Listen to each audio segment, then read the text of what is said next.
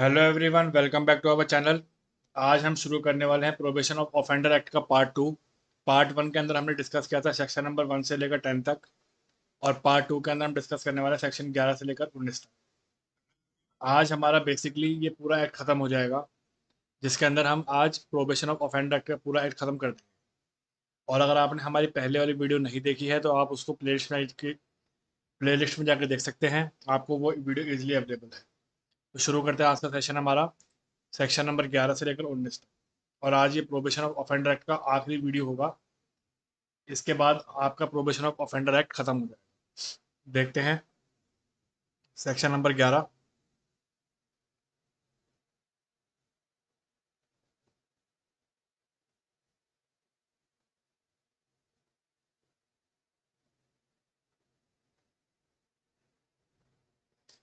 Section number 11 क्या लिखा है? Court competent to make order under the act, appeal and revision and power of court in appeal and revision. मतलब क्या बोल दिया गया इसने? इसमें ये बोल दिया गया कि इस एक्ट के अंतर्गत कौन कौन सी कोर्ट के पास पावर है। किस चीज़ की पावर?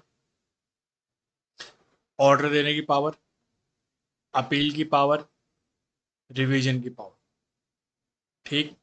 कौन कौन सी कोर्ट कंपिटेंट है किसके लिए? ऑर्डर के लिए, अपील के लिए, रिवीजन के लिए। कौन कौन सी कोर्ट के पास पावर है किस चीज़ के लिए? ऑर्डर के लिए, अपील के लिए, रिवीजन के लिए। मतलब हम यहाँ पर किस चीज़ के ऊपर फोकस करेंगे? पहली चीज़ होगी कंपिटेंसी, और दूसरी चीज़ होगी हमारी पावर। किसकी कंपिटेंसी? कोर्ट की कंपिटेंसी। कोर्ट की कंपिटेंसी। किसकी पावर? कोर्ट की पावर। ये बात समझ में आती है। अब हम देखते हैं डेफिनेशन में क्या लिखा हुआ है। Notwithstanding anything contained in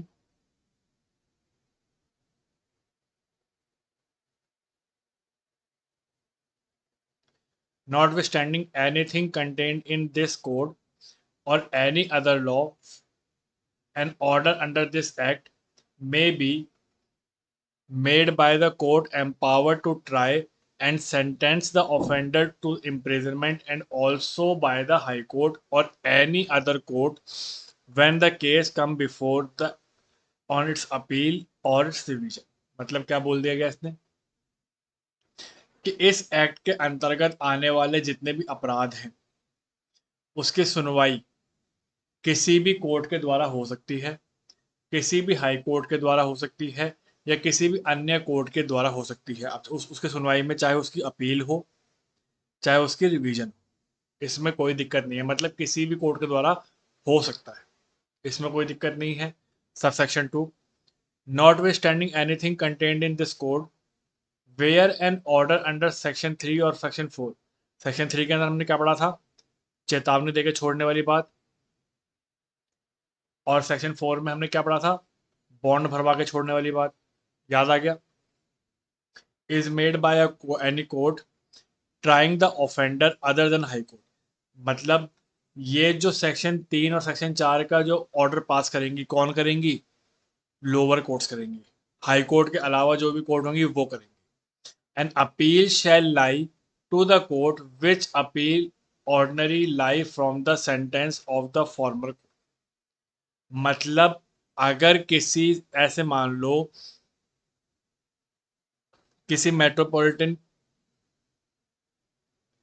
magistrate ने ये सेंटेंस पास किया था सेक्शन 3 और 4 वाला, इसकी अपील किसके पास जाएगी? सेशन जज के पास जाएगी, या फिर सीएमएम के पास जाएगी। जिसके पास भी आमतौर पे जाती है उसके पास जाएगी। ये बात समझ में आती है? ये इसने सिंपल सी बात बोली है कि ऑर्डिनरी कोर्ट्स में जो अपील उस कोर्ट की जाती है उसी के पास इसकी अपील भी जाएगी। किसकी? जो ऑर्डर पास किया गया है सेक्शन 3 और सेक्शन 4 के अंतर्गत, उसकी अपील, उसकी रिवीजन। यहाँ तक की बात समझ में आती है? अब हम देखते हैं सब सेक्शन 3।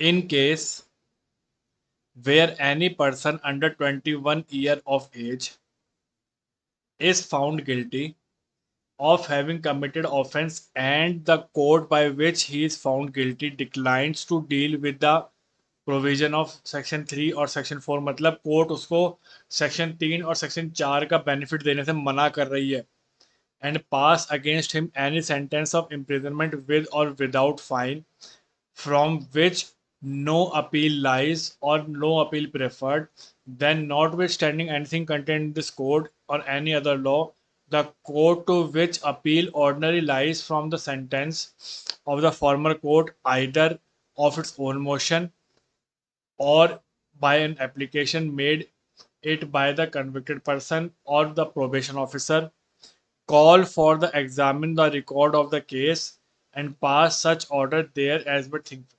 क्या बोला इसने? यदि कोर्ट के समक्ष कोई ऐसा आदमी गया जो 21 साल से कम उम्र का है, ठीक है, और उसको कोर्ट ने फिर भी दोषी माना किसी अपराध का, और उसको दोषी मानते हुए सेक्शन 3 और सेक्शन 4 का बेनिफिट नहीं दिया, 3 का बेनिफिट चेतावनी देकर छोड़ना और 4 का बेनिफिट बॉन्ड के बेस पे छोड़ना, इन दोनों तरीके से कोर्ट ने उसको नहीं छोड़ा और कोर्ट ने उसके अगेंस्ट में सेंटेंस पास कर दिया। अब वो चाहे विद फाइन हो चाहे विदाउट फाइन हो, वो केस के ऊपर डिपेंड करेगा। अब यहां पर क्या हुआ, from which no appeal lie और no appeal preferred, then notwithstanding anything contained in this code any other law, the court to which appeal ordinary lies, जिस कोर्ट में आम तौर पर उस कोर्ट के फैसले के विरुद्ध अपील जाती है उसी कोर्ट में जाएगी। मतलब सीधी सीधी बोल दिया, अगर एमएम के कोर्ट में फैसला आया तो सीएमएम की कोर्ट में, सीएमएम में आया तो सेशन कोर्ट में, जहां पर भी लोअर कोर्ट की अपील हायर कोर्ट में जाती है उस कोर्ट के अंदर कौन करेगा, कोई भी कन्विक्टेड पर्सन कर देगा, या जो उससे हायर कोर्ट है वो अपने ओन मोशन में भी रिवीजन अपील कर सकती है, एप्लीकेशन पे भी जा सकता है। एप्लीकेशन कौन करेगा, जो भी कन्विक्टेड पर्सन है वो करेगा, या जो भी प्रोबेशन ऑफिसर है वो करेगा। यहाँ तक की बात समझ में आती है। अब देखते हैं sub section 4।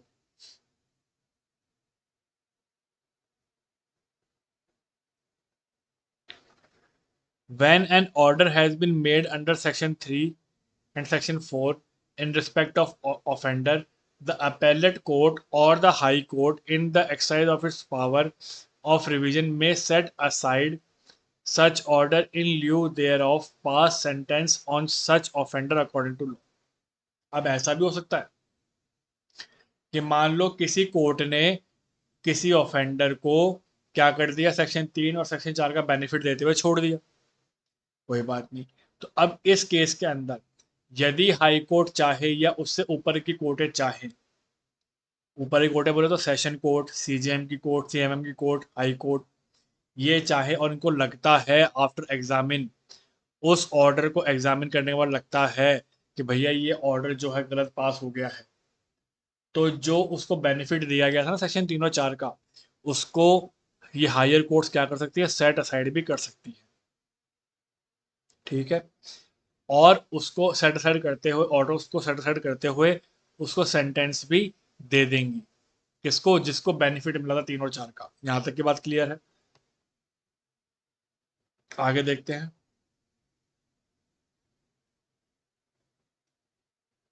Provided that appellate court or the high court in revision shall not inflict a greater punishment than might have been inflicted by the court by which offender was found guilty। हालांकि appellate court और high court punishment तो दे सकती हैं, लेकिन जो जिस court ने order pass किया था उसके अधिकार से ज्यादा पनिशमेंट नहीं दे सकती। जैसे हम मान लो मेट्रोपॉलिटन मजिस्ट्रेट या जुडिशियल मजिस्ट्रेट, इसका अधिकार क्षेत्र कितना होता है पनिशमेंट का, 3 साल का। तो एपेलेट कोर्ट और हाई कोर्ट सिर्फ इतनी ही पनिशमेंट दे सकती हैं। अब ऐसे तो हाई कोर्ट अगर अपनी पनिशमेंट देने पे आए तो वो तो भैया डेथ तक भी दे सकता है, लेकिन वो नहीं देगा। क्यों? क्योंकि जो उसने रिवीजन करी है इसके फैसले के खिलाफ करी है ना, तो जो इसका अधिकार क्षेत्र होगा उतने ही देगा, उससे ऊपर नहीं देगा। यहां तक की बात समझ में आती है। अब देखते हैं सेक्शन 12। सेक्शन 12 कहता है removal of disqualification attaching to conviction. क्या लिखा है? Notwithstanding anything content in any other law, a person found guilty of an offence and dealt with under the provision of section 3 or section 4 shall not suffer disqualification if any attaching to the conviction of an offender under such law, provided that nothing in this section shall apply to a person who after his release under section 4 is subsequently sentenced for original offense। मतलब इसके अंदर सीधे सीधे एक exception दे दिया कि अगर कोई आदमी सेक्शन 4 के अंतर्गत छूट मिलने के बाद भी किसी और अपराध के लिए दोषी पाया गया तो उसको ये सुविधा नहीं मिलेगी। ठीक है, अब हम हमारे इंपॉर्टेंट सेक्शन चालू हो गए हैं, सेक्शन 13 और 14। सेक्शन 13 के अंदर हम पढ़ेंगे प्रोबेशन ऑफिसर होता कौन है। कौन होता है देख लेते हैं। A probation officer under this act shall be, कौन होगा? A person appointed to be a probation officer by the state government, ऐसा आदमी जो कि स्टेट गवर्नमेंट के द्वारा अपॉइंट किया गया हो एज अ प्रोबेशन ऑफिसर, या फिर recognise as such by the state government, या तो अपॉइंट किया गया हो या रिकॉग्नाइज्ड हो। किसके तौर पे? प्रोबेशन ऑफिसर के तौर पे। कौन करेगा? स्टेट गवर्नमेंट करेगा। ये हो गई पहली चीज। दूसरा, a person provided for this purpose by society recognise in this behalf by the state government. अब अगर किसी सोसाइटी के लिए स्टेट गवर्नमेंट ने किसी आदमी को प्रोबेशन ऑफिसर अपॉइंट कर रखा है तो वो भी कौन होगा? प्रोबेशन ऑफिसर माना जाएगा। इसमें भी कोई दिक्कत नहीं है। In any exceptional case any other person who in the opinion of the court is fit to act as a probation officer the special circumstances of the case। मतलब अभी ऊपर वाले केस में तो हमने पढ़ा था कि कौन यूज करेगा? स्टेट गवर्नमेंट करेगी। लेकिन किसी स्पेशल सर्कमस्टांसेस में यदि कोर्ट भी चाहे तो किसी अन्य आदमी को भी एज अ प्रोबेशन ऑफिसर नियुक्त कर सकती है। यहां तक की बात क्लियर है? आगे देखते हैं सबसेक्शन 2 क्या कहता है हमारा।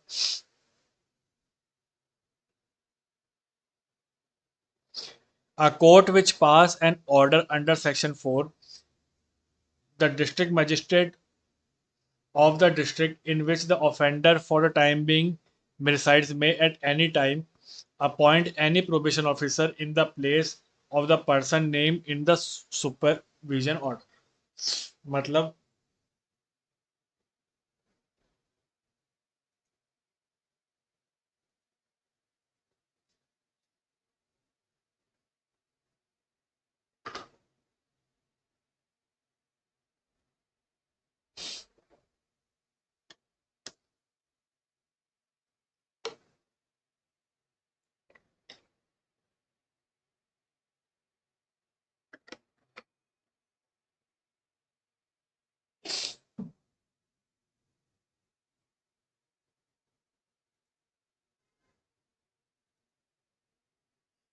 इसमें ये बोल दिया गया,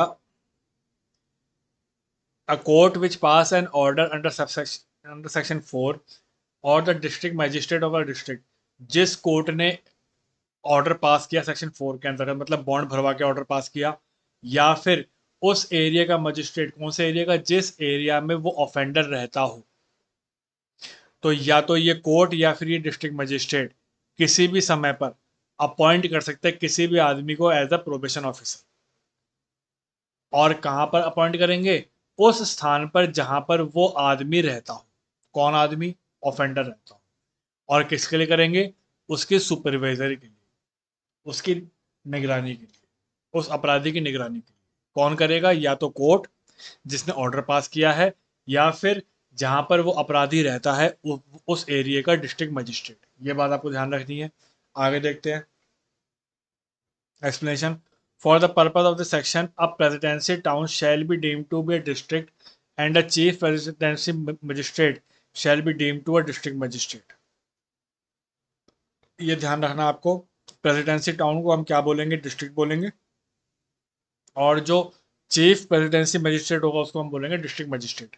ये आपको बात ध्यान रखनी है, प्री में पूछ सकता है। आगे देखते हैं। A probation officer in exercise of his duty under this act shall be subject to the control of district magistrate over district. मतलब जो भी प्रोबेशन ऑफिसर होगा वो किसके अंतर्गत काम करेगा? किसकी किसकी दिशा निर्देशों में काम करेगा? तो वो काम करेगा डिस्ट्रिक्ट मजिस्ट्रेट के दिशा निर्देशों। कौन करेगा? प्रोबेशन ऑफिसर करेगा। यहाँ तक की बात क्लियर है। आगे देखते हैं। अभी हमने सेक्शन 13 में पढ़ा कि प्रोबेशन ऑफिसर कौन है। अब हम पढ़ेंगे सेक्शन 14 के अंदर कि प्रोबेशन ऑफिसर की ड्यूटीज क्या क्या है। देख लेते हैं सेक्शन 14 भी। ड्यूटीज ऑफ प्रोबेशन ऑफिसर क्या है? A probation officer shall subject to the condition and restriction as may be prescribe. अब किसकी कंडीशन? डिस्ट्रिक्ट मजिस्ट्रेट की कंडीशन पे वो काम करेगा। क्या काम करेगा देखते हैं। इंक्वायर करेगा in accordance with any direction of a court. जो भी कोर्ट ने उसको दिशा निर्देश दे रखे होंगे उसके अकॉर्डिंग इंक्वायरी करेगा। कौन करेगा? प्रोबेशन ऑफिसर करेगा। इनटू द सर्कमस्टांसेस और home surrounding of any person accused of offense with a view to assist the court in determining most suitable method of dealing with him and submit report to the court। जिस भी court ने किसी probation officer को नियुक्त करा होगा कि आप इस ऑफेंडर के आसपास रहो, इसकी देख रेख करो, इसकी सुपरविजन करो और जो भी आपकी रिपोर्ट है वो हमें दो, ताकि हमें आगे प्रोसीडिंग करने में आसानी हो। तो वो कोर्ट का आदेश का मानते हुए उसी तरीके से उस ऑफेंडर की सुपरविजन करेगा, उसके ऊपर नजर रखेगा और अपनी रिपोर्ट देगा। ये हो गया पॉइंट ए। ठीक है, आगे देखते हैं पॉइंट बी क्या कहता है हमारा।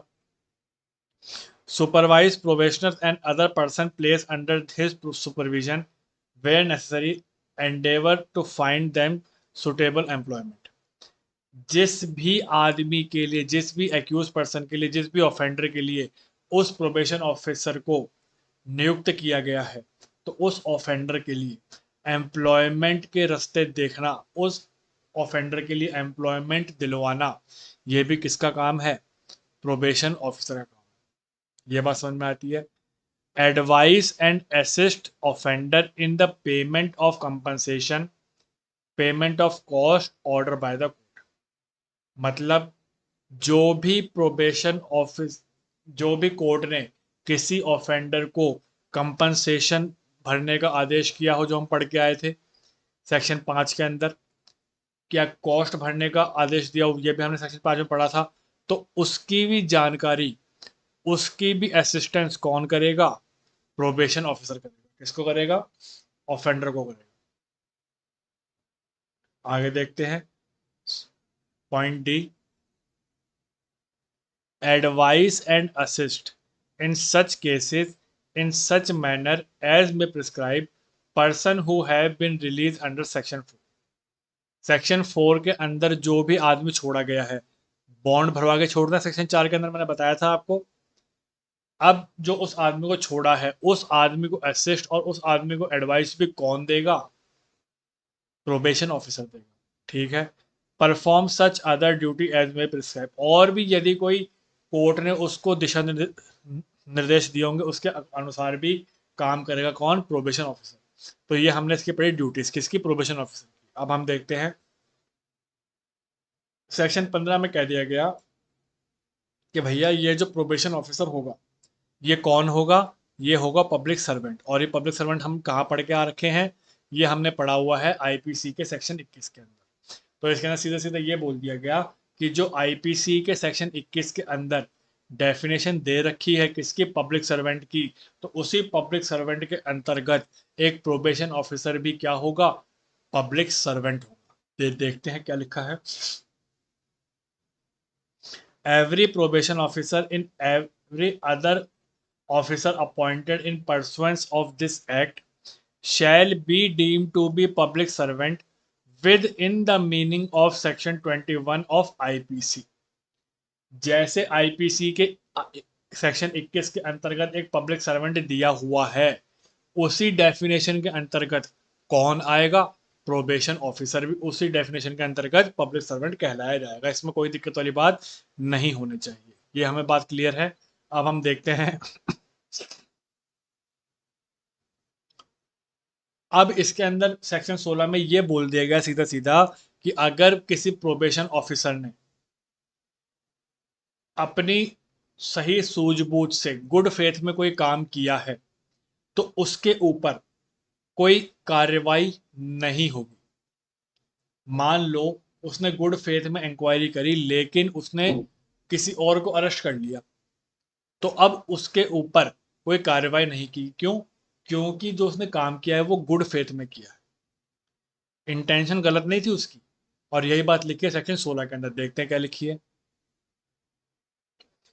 Protection of action taken in good faith, no suit, no other legal proceeding shall lie, मतलब उसके ऊपर ना तो कोई केस होगा और ना कोई और किसी अन्य तरीके की कानूनी प्रक्रिया उसके ऊपर चलेगी अगेंस्ट द स्टेट गवर्नमेंट और द प्रोबेशन ऑफिसर और any other officer appointed under this act in respect of anything which is in a good faith done or intended to be done in pursuance of this act। अगर उसने इस act में रहते हुए good faith में सही सूझबूझ के साथ काम किया है, लेकिन फिर भी कुछ गलती हो गई है उससे, तो उसके लिए कोई राज्य सरकार दोषी नहीं है, उसके लिए वो ऑफिसर दोषी नहीं है, या उसके लिए कोई अन्य कोई भी सरकारी आदमी दोषी नहीं है, अगर उसने वो काम गुड फेथ में किया है तो। Of any rules or order made thereunder, simple सी बात लिखी है। सेक्शन 16 भी हमारा कंप्लीट हो गया है। अब हम देखते हैं पावर ऑफ मेकिंग रूल्स, किसके पास पावर है। प्रोबेशन ऑफ ऑफेंडर एक्ट के अंतर्गत रूल्स बनाने की पावर किसके पास है, देखते हैं। और ये हमें बात कहाँ लिखी है, सेक्शन 17 के। देखते हैं। Power to make rules, the state government में, राज्य सरकार चाहे तो, लेकिन कंसल्टेशन किसकी चाहिए, अप्रूवल किसकी चाहिए, with the approval of central government. मतलब क्या कह दिया गया, भैया भले ही राज्य सरकार रूल बनाए, लेकिन उसके ऊपर जो अप्रूवल मिलनी चाहिए ना, वो किसकी मिलेगी, केंद्र सरकार की, सेंट्रल गवर्नमेंट की। और वो हमें क्या करना पड़ेगा, ऑफिशियल गैजेट के अंदर नोटिफाई करना पड़ेगा। Make rule to carry out the purpose of this act, मतलब केंद्र सरकार राज्य सरकार की अप्रूवल के बाद अपने ऑफिशियल गैजेट के अंदर नोटिफाई कर देगी कोई भी रूल वो बनाना चाहती है। तो अब वो रूल क्या होंगे वो देख लेते हैं। In particular, and without prejudice to the generality of the foregoing power, such rules may provide for all and any of the following matters। अब वो रूल्स किस किस से संबंधित होंगे वो हम एक के बाद एक देखते हैं। किसी भी प्रोबेशन ऑफिसर को अपॉइंट करने से संबंधित कोई रूल हो, उस प्रोबेशन ऑफिसर को अपॉइंट करने के लिए कोई टर्म्स एंड कंडीशन हो, उसकी सर्विस के कोई टर्म्स एंड कंडीशन हो, वो कौन से एरिया में अपनी ड्यूटी देगा उससे संबंधित कोई रूल्स एंड रेगुलेशन हो, तो ये रूल्स एंड रेगुलेशन बनाए जाएंगे किसके द्वारा, राज्य सरकार के द्वारा। किसकी सहमति से, किसके अप्रूवल से, केंद्र सरकार के सहमति से, अप्रूवल से। दूसरा, वो प्रोबेशन ऑफिसर क्या ड्यूटी करेगा, अपनी रिपोर्ट्स कब कब देगा, कैसे देगा, किस तरीके से देगा, इन सब के भी रूल्स की बात की गई है। तीसरा, the condition on which society may recognise for the purpose of clause b subsection 1 of 13, जो हम पढ़ के आए थे 13 के सबसेक्शन 1 के क्लॉज बी के अंदर की, जो सोसाइटी रिकॉग्नाइज करेगी उससे संबंधित भी रूल्स इसमें बनाए जाएंगे, कोई दिक्कत नहीं है। उस प्रोबेशन ऑफिसर को पेमेंट कैसे दी जाएगी, उसकी इनकम कितनी रखी जाएगी, उसके जो एक्सपेंसेस होंगे वो कौन बियर करेगा, कैसे दिए जाएंगे, उसको किस तरीके की सब्सिडी दी जाएगी सोसाइटी को, उससे क्या लाभ होगा, ये भी रूल्स बनाए जाएंगे, कोई दिक्कत नहीं है। और इसके अलावा भी कोई अन्य रूल्स होंगे जो केंद्र सरकार को लगते होंगे उचित होंगे, वो भी बना सकती है, इसमें भी कोई दिक्कत नहीं है। अब हम देखते हैं सबसेक्शन 3।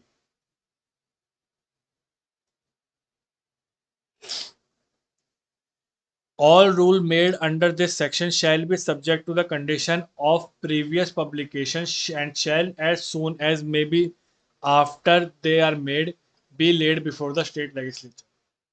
मतलब जो भी रूल्स बनेंगे वो प्रीवियस पब्लिकेशन के अनुसार बनेंगे, और जो भी रूल्स बने जाएंगे वो स्टेट लेजिस्लेचर के, स्टेट लेजिस्लेचर मतलब विधानसभा के समक्ष रखे जाएंगे।